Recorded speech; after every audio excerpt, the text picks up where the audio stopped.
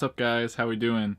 Let's talk about Wonder. Or better yet, let's try not to cry, since my heartstrings have definitely been tugged since I just got back from seeing it. So the film is directed by Steven Chbosky, who also did The Perks of Being a Wallflower, and is based on the 2012 novel of the same name by R.J. Palacio. It stars some fairly well-known actors such as Julia Roberts, Owen Wilson, Mandy Patinkin, as well as the young Jacob Tremblay. There are also several newcomers here that I thought did a great job, and I will definitely mention them later. So here we have a story about a boy who supposedly has something along the lines of Treacher-Collins syndrome. This causes him to have a certain facial deformity where he is very self-conscious and concerned along with the rest of his family about what he looks like, and this film essentially is about him taking on going to school as a 5th grader. Throughout all of his life, August Pullman, known as Augie, has been homeschooled by his mom, played by Julia Roberts, and Jacob Tremblay's immense talent is definitely on display here again, as he gives another fantastic performance and is pretty much unrecognizable in that fantastic makeup. What I will say with this character is that he does a really good job at delivering some humor at times, and that was something very refreshing and I was not expecting to see. We get to see a lot of great pop culture references in terms of things that he really loves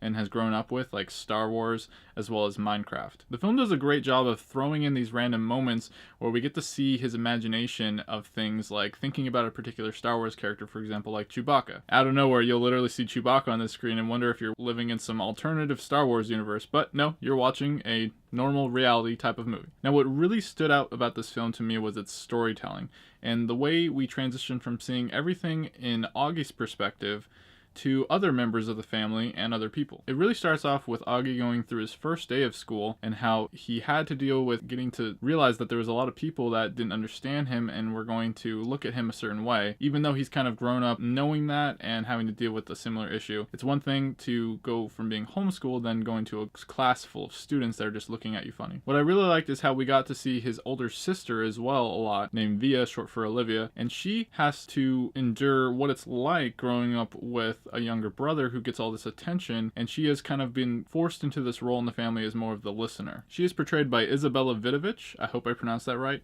and she was also really good in this film. I really enjoyed her character arc and how they decided to go about doing her story. I couldn't find myself really having an easy time deciding what was more of the focus in this film. Was it really all about Augie? Was it about his sister? Was it about everyone? I think in the end that was the answer. As we also get to see some of the other characters, such as one of Augie's friends named Jack Will, who's going through a time where he begins to really understand and get to know Augie, but has these friends which are kind of giving him a bad influence and are more of the bully type. So he's kind of right in the middle of trying to choose the right side for him in his life. He was played by the young Noah Jupe, who did a great job as well. Then we have Via's childhood friend Miranda, played by Danielle Rose Russell. And what I will say here is seeing these two outside characters that are in the family really brought a great perspective into the overall sense of how one character seems like they're kind of going down the wrong path and you're not sure about them, but then you really get to hear their story and see what was causing this and how they're going to change in the future. And that's really what this film tries to get across, is that there's two sides to every story.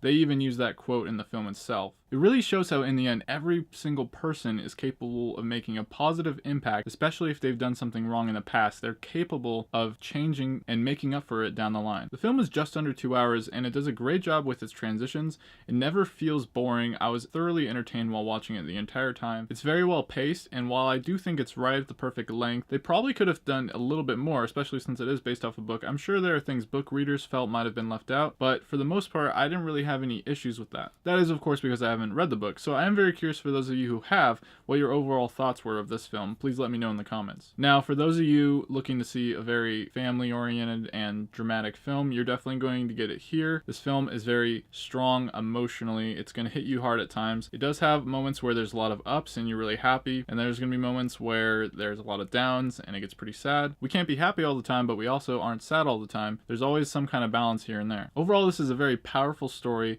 that will always need to be told. I think it also does a great job in highlighting the fact that people always have something deep down that they're fighting their own battle, and it's really hard to judge anyone just from face value or from one little thing that they do, because you never truly know what's going on inside their head. This film's been out for at least a week or two, but I think if you guys haven't already seen it, that you definitely got to go and check it out as best you can. And I would probably advise bringing tissues. While I didn't actually tear up in this film, there were definitely a few moments where I could have. So, you know, it's good to be prepared. Wonder looks at the world with a deep portrayal of personal growth and acceptance, standing up to bullying at a time where it's needed more than ever. And that's why this film is a diligent pick. So what did you guys like about Wonder? Are you hoping to check it out soon or read the book?